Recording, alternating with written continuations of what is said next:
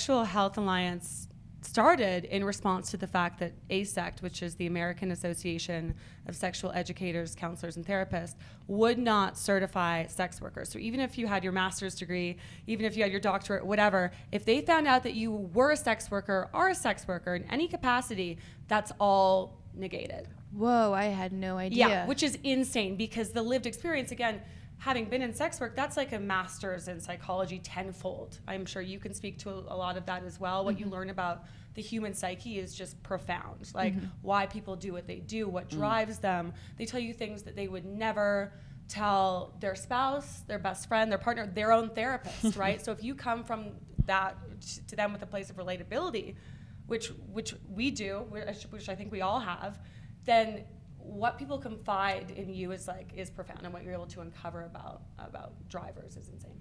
Yeah, that's really fascinating, because a lot of the main critiques when it comes to anyone that's a quote expert or a professor, it's almost that you're hiding away from the actual the implementation of whatever it is that you're philosophizing or teaching, right? Because you can say in a vacuum that all of this stuff makes sense, but then you take it out into the real world where you have all of these unpredictable variables, and you're like, wait, this is actually behaving very differently than I thought. So we've always kind of said that the master, we should actually pay attention to them more than the philosopher or the teacher, because it's just, they're two totally different things. And it's very easy to theorize, and then when, again, practical application should be superior to just some kind of antidote that you came up with in an office. And the space is so divisive, like sexuality in general, because you get the extremes, right? And you have the woo-woo, like kind of predatory space of like the free hug. Are we talking yoni masters? Yeah, the sunning of the yoni. Right. I'm sure there's something for everyone.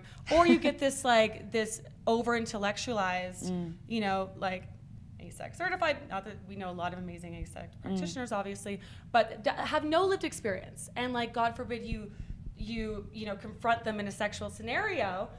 They're terrified of that. So it's like, what about in the middle? And what I think is incredible about this conference in particular, and what Sexual Health Alliance does, is like we meet in the middle. Like it's because people are polarized by this stuff, and similar to it's very political as well.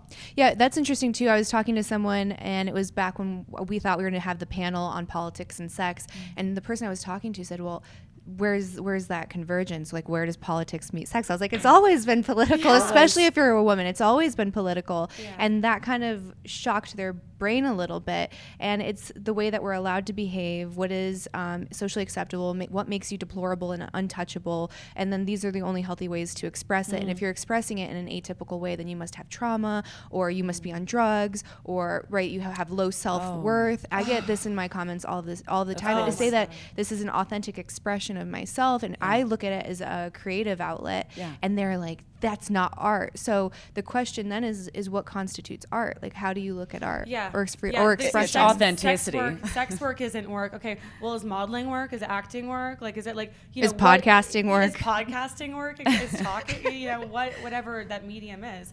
But that's the thing that is most perplexing, is like, they want your trauma story. They want your trauma story. No, but what happened validate to you? What brought you here? That's right. Their shame, to validate their shame. And that's their right. discomfort That's around right. the Well, so subject. that their narrative is boosted, so that their narrative has grounds. And this is a narrative that we know is dangerous. It's a misconception. It's founded in a lot of fiction and a lot of media-informed depictions of the industry, and really of any sexually liberated person. Let's be real. You can extend it further than just sex workers, and so that's the issue.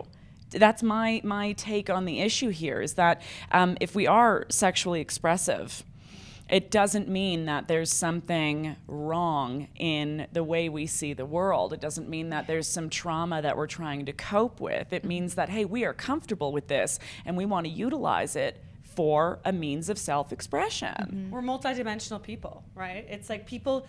You could only be the Madonna or the whore. Didn't you know that? You have to pick one. Exactly. One or the other.